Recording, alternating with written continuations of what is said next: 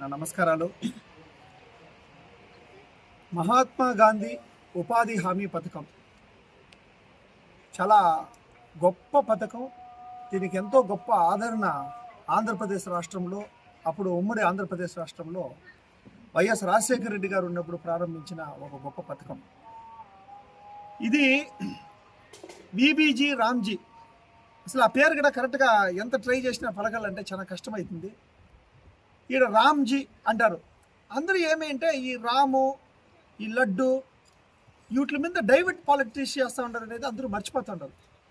125 రోజులు పని అని చెప్పి ఎక్కడ చూడు నరేంద్ర మోడీ ఫోటోలతో ఎక్కడ చూడు వచ్చేసి పోస్టర్లు ఎత్తికిచ్చేసినారు. 125 రోజులు లేదు, కనీసం 100 రోజులు కూడా పని కల్పిస్తూ ఉండలేదు ఆంధ్ర రాష్ట్రంలో. మీరందరూ గమనిస్తూ ఉంటే ఈ కూటమి ప్రభుత్వం చేస్తూ ఉండేదంతా హడావిడికే సరిపోతుంది. 125 రోజులు పని తీసుకొని వస్తూ ఉన్నామని చెప్పి ఎక్కడ చూడు బోర్డులు వేసినారు. ఎక్కడ ఇస్తూ ఉన్నారు ఈరోజు? కనీసం 100 రోజులు కూడా ఇవ్వట్లేదు. దీనికి ముందు అయితే 100 రోజులు పని వచ్చేసి జరుగుతూ ఉండేది. అట్లీస్ట్ కనీసం జగన్మోహన్ రెడ్డి పాలన కూడా పర్వాలేదురా నాయన అనిపించేంత స్థితికి ఈరోజు ఈ కూటమి పాలన చేస్తూ ఉంటే కడుపు గాలిపోతూ ఉంది. కాబట్టి మేడం గారు రాష్ట్ర వ్యాప్తంగా చాలా బలంగా దీని మీద సీరియస్గా యాక్షన్ తీసుకున్నారు. రాష్ట్రం మొత్తంలో ఈరోజు 3వ రోజు, శుక్రవారం రోజు నల్లగుడ్లపల్లిలో ఒక రచ్చబండ కార్యక్రమం లాగా మేము అందరూ ఏర్పాటు చేసినాం. వైఎస్ఆర్ విగ్రహం దగ్గర నుండి ఆమె ఆరంభమై నల్లగుడ్లపల్లిలో రచ్చబండ కార్యక్రమాన్ని ముగించుకొని పద్మశ్రీ పక్కనే ఉన్న అంబేద్కర్ గారి సర్కిల్ దగ్గర నుంచి గంటావూరు బ్రిడ్జి వరకు ఒక ర్యాలీగా ఆమె వచ్చేసిందన్న ప్రోగ్రాం ఉండదు. కాబట్టి చాలా బలంగా లీడర్స్ అందరూ కష్టపడి వారం రోజులుగా వచ్చేసి చాలా బలంగా ప్రణాళికలు చేస్తూ ఉన్నాం. తప్పకుండా ఈ కార్యక్రమం విజయవంతం కావాలని చెప్పని పత్రికా సహోదరులందరూ కూడా ఆల్రెడీ ప్రజలకంతా కూడా వచ్చేసిందన ఆల్రెడీ ప్రజల గమనానికి పోయింది దృష్టికి. ఇంకా ఒక రోజు టైం ఉండదు. రేపంతా కూడా ప్రజలందరూ కూడా గమనించాలి.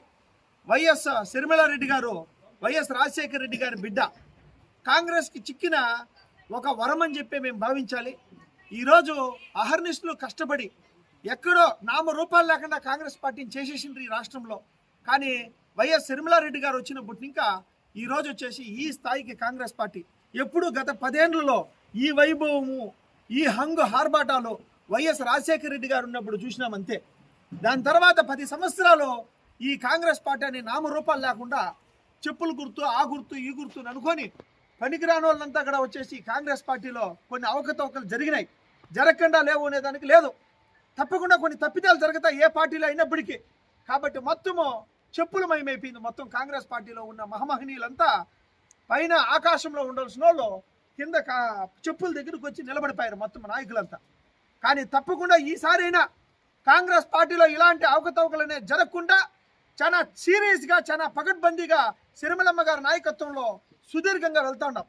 ఈరోజు శర్మిలమ్మ గారంటే ఒక నమ్మకం, శర్మిలమ్మ గారంటే ఒక భరోసా, శర్మిలమ్మ గారంటే మా నాయకులందరికీ ఒక ఉత్సాహం, ఒక సంతోషం. కాబట్టి తప్పకుండా వచ్చేసి శర్మిలమ్మ గారి అడుగుజాడల్లో కాంగ్రెస్ పార్టీనే కాదు, యావత్ భారతదేశంలో కూడా ఈ పథకాలే కాదు, మొత్తం కాంగ్రెస్ పార్టీ తీసుకొని వచ్చిన వినూత్నమైన గొప్ప పథకాలన్నింటినీ రాజకీయాలు చేసి నిర్వీర్యం చేసేస్తూ ఉంటారు. అనుకుంటూ పోతే వైఎస్ రాజశేఖర రెడ్డి గారు అంత గొప్ప మహనీయుడు, దేవుడు ఉండేదానికి ఈ పథకాల నుండి ఈ పేదల కడుపు కొట్టి మొత్తం కార్పొరేట్ సంస్థలుగా తయారు చేస్తుంది ఈ బీజేపీ, ఈ కూటమి అనేది. కాబట్టి తప్పకుండా శర్మిలమ్మ గారి నాయకత్వంలో ఈరోజు ఆంధ్రప్రదేశ్లో ప్రతిపక్షం ఏదైనా ఉంది అంటే ఒకటే ఓన్లీ కాంగ్రెస్ పార్టీ, షర్మిలమ్మ గారు. కాబట్టి షర్మిలమ్మ గారి నాయకత్వంలో తప్పకుండా వచ్చేసి ఈ విబిజీ రామ్జీ, ఈ రాము, ఇంకోటి అని చెప్పనేసి ఇది తప్పు అండి. హిందువులు ఉన్నారు కదా, ఏముంది రాము, ఇంకోటి లడ్డు అని చెప్తారు. ఆ కింద వచ్చేసి మెయిన్ విషయాలంతా గమనించలేకపోతా ఉన్నాం. ఇది కులాల మధ్య ఏదేదో పాయింట్స్ని తీసుకొని వస్తూ ఉంటారు. ఇదేమన్నా ఇంకా మాట్లాడితే అబ్బా హిందూ వ్యతిరేకరాలని, ఇది హిందూ వ్యతిరేకలా లేకపోతే ముస్లిం వ్యతిరేకలా లేక క్రిస్టియన్ వ్యతిరేకలా కాదు. ఈడ చట్టాన్ని నిర్విరామం చేస్తూ ఉంటారు రా బాయ్ అంటే అందరినీ రామ్ అని చూపించేస్తూ ఉంటారు. ఆ రాముడి పేరు పెట్టి రాముడి కింద ఎన్ని కుతంత్రాలు జరుగుతూ ఉన్నాయి అనేది గమనించాలనేదే మా ఒక వాదన. కాబట్టి తప్పకుండా వచ్చేసిందనా దీన్ని సూక్ష్మంగా ప్రజలందరూ గమనిస్తారు. కడుపు నింపులా వచ్చేసి రొక్కాడిచ్చిందే డొక్కాడదనే ఒక పరిస్థితిలో ఉండే ఆంధ్రప్రదేశ్ ఎంతోమంది పేద ప్రజలకి ఇది ఒక గొప్ప వరము. కాబట్టి తప్పకుండా ఈ పథకాన్ని నిర్విరామంగా కంటిన్యూ చేయాల. ఆ మహాత్మా గాంధీ పేరు తీసేసి నరేంద్ర మోడీ పేరు పెట్టుకునే కూడా సిద్ధమైపోతారు ఇంక వీళ్ళు. కాబట్టి ఇంక అన్ని నరేంద్ర మోడీ పేరుట్లో పెట్టేయండి. రాముడి పేరుట్లో పెట్టి, భీముడి పేరుట్లో పెట్టి, అర్జునుడి పేరుట్లో పెట్టి డబుల్ గేమ్ రాజకీయాలు చేసే కంటే అన్ని నరేంద్ర మోడీ పేర్లు పెట్టేస్తే అంత మొత్తం సరిపోయి అంతే, నరేంద్ర మోడీ పేర్లు పెట్టుకుంటే. కాబట్టి తప్పకుండా ఇలాంటి రాజకీయాలకు స్వస్తి పలకాలని చెప్పని ప్రజలందరికీ కూడా నేను ఒక రాష్ట్ర అధికార ప్రతినిధిగా పిలుపునిస్తూ ఉన్నాను. ఈ పథకం తప్పకుండా కంటిన్యూ కావాలా. పేద ప్రజలందరికీ 125 రోజులు చెప్పినారు, కనీసం 100 రోజులు వచ్చేసి పని కల్పించండి. అందరూ ఊర్లో అంతా ఖాళీగా ఉన్నారు, యువత అంతా వచ్చేసి ముందుకు బానిసలైపోతా ఉంది. ముసలి ముతక యువకులు అందరూ వేరే రాష్ట్రాలకు పారిపోతూ ఉన్నారు. ఎవరు లేదు, గ్రామాలంతా మొత్తము ఖాళీ అయిపోయినాయి మొత్తం. కాబట్టి తప్పకుండా వచ్చేసి మహామహనీయులందరూ ఉన్నారు, అందరికీ పని కల్పించేది తీసుకొని రావాల, యువకులందరికీ జాబ్ ఫెసిలిటీస్ తీసుకొని రావాల, అందరికీ వచ్చేసిన ఉద్యోగ అవకాశాలు వచ్చే విధంగా ఆంధ్రప్రదేశ్ రాష్ట్రంలో. అందుకే స్పెషల్ స్టేటస్ కానీ ప్రతిదీ తీసుకొని వచ్చి సిరిమలమ్మ గారి నాయకత్వంలో ఆంధ్రప్రదేశ్లో బెంగళూరులో పోయిన వాళ్ళందరూ మళ్ళీ రిటర్న్ రావాలా, విదేశాల్లో ఉండే వాళ్ళందరూ రిటర్న్ రావాలా, చుట్టుపక్కల తమిళనాడులో ఉండే వాళ్ళు, హైదరాబాద్ పోయేవాళ్ళు అందరూ ఆంధ్రప్రదేశ్ రాష్ట్రంలోకి మళ్ళీ తిరిగి రావాలా. అది సిరిమలమ్మ గారిని ఇంకా మాత్రమే సాధ్యమవుతుంది. అది తప్పకుండా కాంగ్రెస్ పార్టీ అధికారంలోకి వచ్చిన తక్షణమే మేము స్పెషల్ స్టేటస్ పైన మొదటి సంతకం ఉంటుందని మేము చెప్పినాం. కాబట్టి ఈ స్పెషల్ స్టేటస్ ఉంటేనే పని కలుగుతాయి. ఇది మొత్తము రాష్ట్రాన్ని వచ్చేసిందని అమ్మేస్తూ ఉంటారు ముగ్గురు కలుసుకొని. కాబట్టి తప్పకుండా దీనిపైన ప్రజలందరూ ఆలోచన చేస్తూ ఉంటారు, బుద్ధి చెప్తాము. సిరిమలమ్మ గారు నల్లగొట్లపల్లికి రావడం చాలా చాలా సంతోషం వేస్తూ ఉంది. ఎక్కడ నల్లగొట్లపల్లి, ఎక్కడ ఢిల్లీ, ఎక్కడ హైదరాబాదు, ఎక్కడ వైఎస్ రాజశేఖర రెడ్డి, ఎక్కడ వైఎస్ రాజశేఖర రెడ్డి బిడ్డ, ఎక్కడ నల్లగొట్లపల్లి అండి. ఈరోజు ఆ మహాతల్లి నల్లగొట్లపల్లి నేను పుట్టిన గ్రామానికి కాలు పెడతా ఉంది అంటే, ఇది కాకుండా కర్ణాటకని ఇంకాను గొప్ప మహనీయులు వస్తూ ఉన్నారు. నేను ఇప్పుడు చెప్పను. కర్ణాటకని ఇంకా ఒక గొప్ప మహానుభావులు వాళ్ళుని ఈరోజు పలమనేరు నల్లగొట్లపల్లి గడ్డకి కాలు పెడతా ఉన్నారు. ఇద్దరు లెజెండరీ లీడర్స్ తప్పకుండా వచ్చేసి నల్లగొట్లపల్లిలో మీటింగ్ అనేది పెడతారు, రచ్చబండ కార్యక్రమం అనేది చేస్తారు, మీరందరూ చూస్తారు. ఇదంతా సక్సెస్ఫుల్గా జరగాలని చెప్పి ఆ గంగమ్మ తల్లిని మనస్ఫూర్తిగా కోరుకుంటూ, ఆ గంగమ్మ తల్లి పక్కనే ఈరోజు రచ్చబండ కార్యక్రమాన్ని నల్లగొట్లపల్లిలో ఆరంభం చేసినాం. తప్పకుండా అమ్మగారు నల్లగొట్లపల్లికి రావడం, ఈ చిత్తూరు జిల్లాలోనే నల్లగొట్లపల్లిలో అడుగుపెట్టడం మా అదృష్టంగా మేము భావిస్తున్నాం. తప్పకుండా చిత్తూరు జిల్లా కష్టాలన్నీ ఇక్కడ నెరవేరుతాయి. ఇది ఒక క్యాపిటల్ సిటీ కంటే కూడా గొప్పగా ఆల్రెడీ మేడం దగ్గర చాలా కితాలు నేను డిస్కషన్ చేసినాను. ఎక్స్ప్రెస్ హైవేలు కానీ, ఇక్కడ ఉండే ఒక వాతావరణ ఫెసిలిటీస్ కానీ, అమ్మ సుదీర్ఘంగా చిత్తూరు జిల్లా పైన కాన్సన్ట్రేషన్ చేస్తూ ఉన్నారు. తప్పకుండా దీని డెవలప్మెంట్కి అమ్మ అధికారంలోకి రాగానే, ఆ అమ్మ సీఎం కాగానే అమరావతి ఎంత గొప్పగా అభివృద్ధి చేసుకుంటామో, ఈ చిత్తూరు జిల్లా ఎస్పెషల్లీ తిరుపతి కంటే కూడా గొప్ప వాతావరణము, గొప్ప ఫెసిలిటీస్ వచ్చేసి మన చిత్తూరు జిల్లాలో ఉంది. దీన్ని ప్రపంచంలోనే చాలా గొప్పగా మనము రెడీ చేసుకుంటాం. 30 నిమిషాలని ఇప్పుడు చూడండి, బుల్లెట్ ట్రైన్ 30 నిమిషాలు వెళ్ళిపోవచ్చంట, 30 నిమిషాలు బెంగళూరు పోవచ్చంట. ఇంత గొప్ప 2 నగరాలకు మధ్యలో మన చిత్తూరు జిల్లా ఉండడం భౌగోళికంగా మనందరూ అదృష్టం. కాబట్టి దీన్ని సింగపూరు అది ఇది అని చెప్పి చంద్రబాబు నాయుడు గారు చెప్తూ ఉన్నారు. ఇంకెట్లా ఆయన హయాం అయిపోయింది కాబట్టి, ఆయన పాతరాకులు రాలే సమయం వచ్చింది. కాబట్టి తప్పకుండా ఇంక పైన సిరిమలమ్మ గారి నాయకత్వంలో చిత్తూరు జిల్లాను కూడా అద్భుతంగా అభివృద్ధి చేస్తాం, అభివృద్ధి చేసి చూపిస్తాం.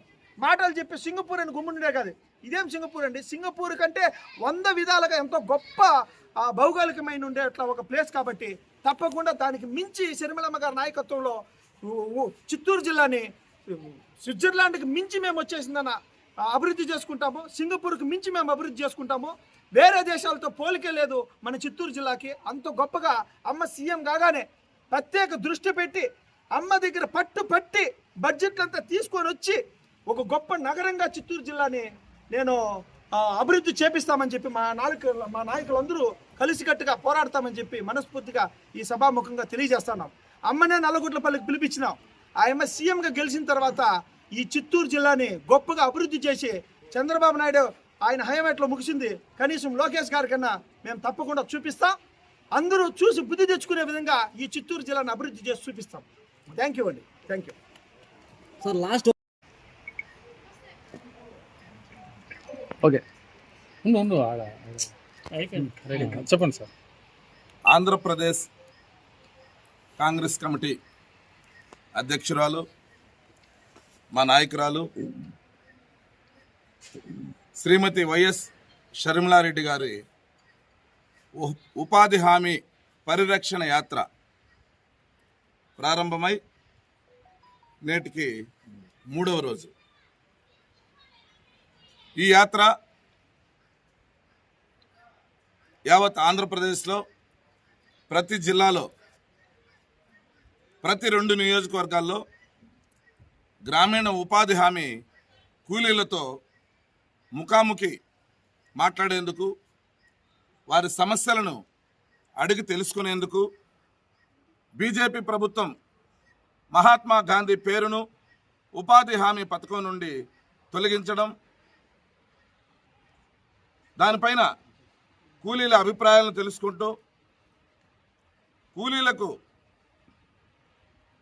పని దినాలను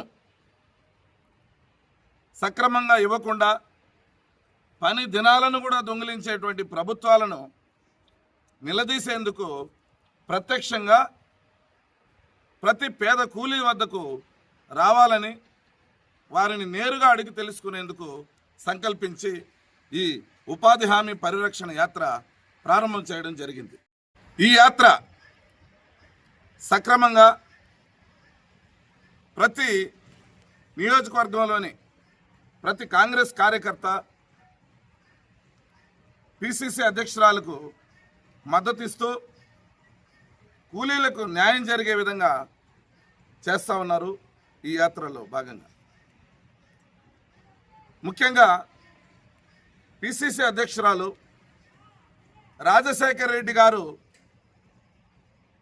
ప్రారంభించినటువంటి అప్పటి కేంద్ర ప్రభుత్వంలోని మన్మోహన్ సింగ్ గారి నేతృత్వంలో మన రాష్ట్రంలో పైలట్ ప్రాజెక్టుగా అనంతపురం జిల్లాలోని బండ్లపల్లిలో ప్రారంభించడం జరిగింది.